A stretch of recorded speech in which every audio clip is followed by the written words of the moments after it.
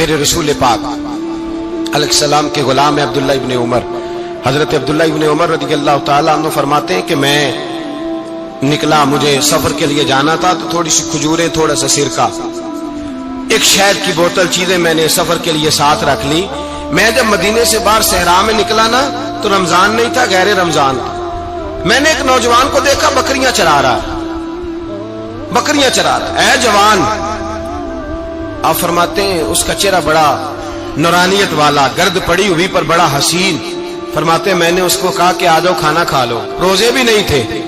کہنے لگا نہیں میں نے روزہ رکھا ہوا ہے. فرماتے ہیں میں نے کہا پتہ کروں کہ نیرا نیک ہی ہے کہ پرہیزگار بھی ہے.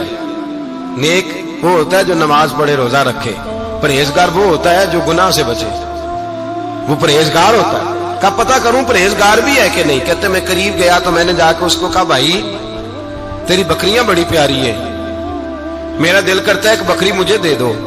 کہتے وہ جوان, غربت بھی, پریشانی بھی, پر دامان توکل کی یہ خوبی ہے کہ اس پر پابند لگے ہوتے ہیں, دھبے نہیں ہوتے. غربت ہے. کہا جناب ایک بکری دے دو. آنے لگا جناب بکریاں میری نہیں, بکریوں کا مالک کوئی اور ہے.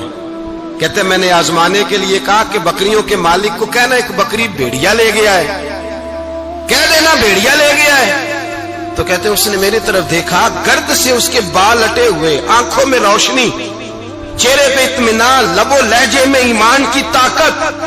نوجوان کہنے لگا حضور بکریوں کے مالک کو تو کہہ دوں گا بھیڑیا لے گیا ہے, جب عرش کا مالک پوچھے گا تو کیا جواب دوں گا, اللہ کو کیا جواب دوں گا. کہتے ہیں میں کانپنے لگا اس کی بات سن کے, واپس آیا, جو کام نکلا تھا وہ چھوڑا, واپس لوٹ آیا. میں نے پتہ کیا کس کا غلام ہے, پتہ چلا فلاں آدمی کا ہے. کہتے میں نے پہلے غلام خریدا, پھر پتہ کیا تیرے پاس بکریاں کتنی ہیں, اس نے کہا 400. کہتے میں نے مالک سے ساری بکریاں خریدی, پھر غلام کو بلایا, پھر وہ بکریاں تحفے میں دی, تحفے میں. کہنے لگا حضور یہ سارا کچھ مجھے کیسے ملا. میں نے کہا تیرا ایمان بڑا پختہ تھا تو میرے رب نے تجھے انعام عطا فرمایا.